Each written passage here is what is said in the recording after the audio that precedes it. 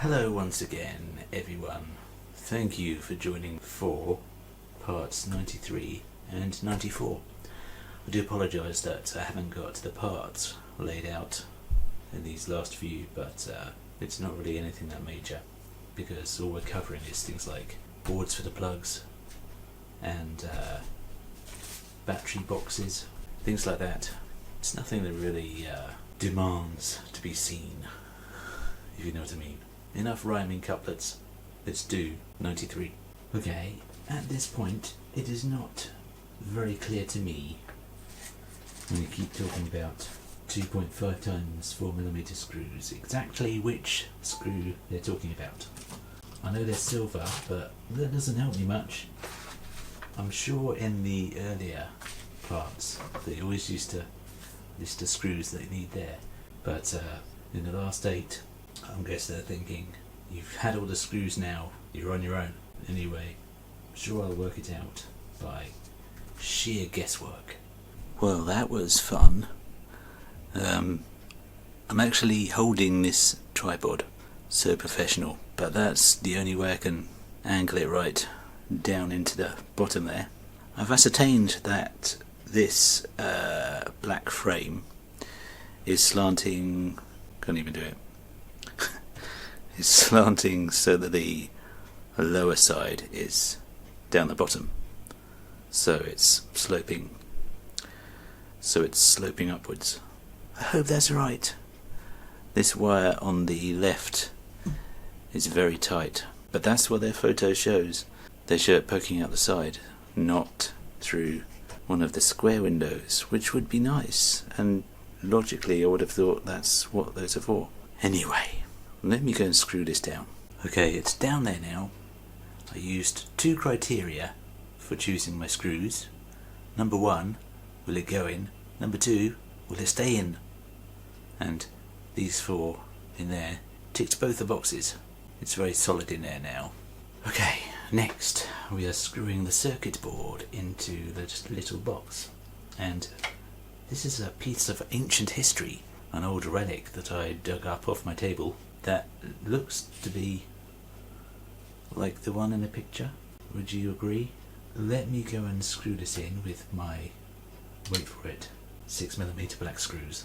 Okay, I've studied the form, and after securing it on there, which is very tight and secure now, you take this L-shaped piece and you're putting this into the little holes, like so. It says with these 2 holes in the mounting bracket, but it's not really that clear for a change as to which holes they mean. But if you look at that photo, I've worked out that they mean these 2 big ones. As I'm sure you spotted, I had it upside down. It's that way up with the hollowed out bit on the bottom.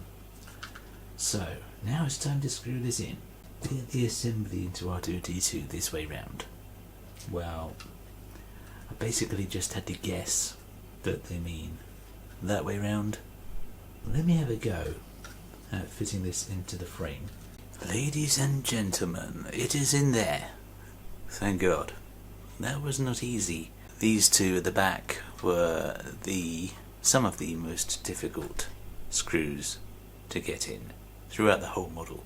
There have been a few extreme difficulties. They were 2 of them. There they are, there. That completes part 93. Let's see what's in 94. Alright, we're back for 94. Had a little bit of trouble finding this. Had to walk into town to avoid my stress level rising, but luckily it's turned up. So, let's start, before I fall asleep. Ooh, look at that. Fancy.